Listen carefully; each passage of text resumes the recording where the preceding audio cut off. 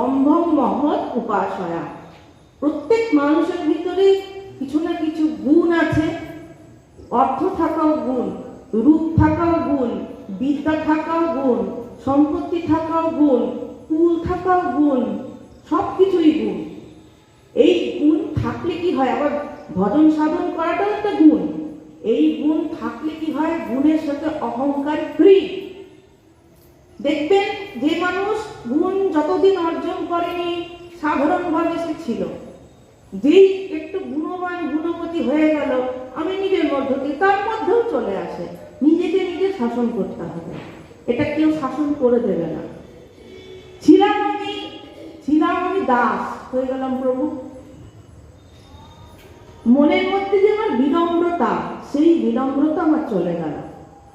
আগে বন্ধু বান্ধব, পিতা মাতাকে দেখলে, আমার গুরুজনকে, শিক্ষককে দেখলেই, এখনো আমার দাদা, যেরকম কিছু স্থানীয় দেখলে তাদের প্রণাম করতাম। এখন দেখলে মনে হয় সবাইকে আশীর্বাদ করি। এটা কথা, কিন্তু এই কিন্তু দম্ভ যাবে না। কিসে?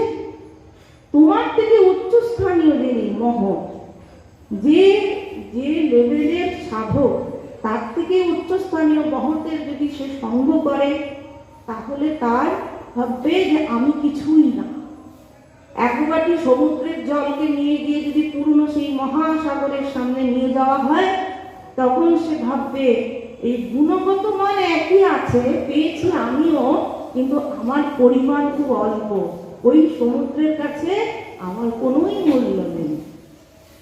সেই রকম নিজের স্থানের থেকে উচ্চস্থানীয় মহতের সঙ্গ করলে মহৎ উপাসয়া।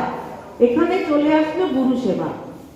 গুরু অবশ্যই অবশ্যম্ভাবী ভাবে আপনার থেকে বেশি জানেন, নাহলে তিনি শ্রী গুরু হতে পারেন না, কখনো হতে পারেন না।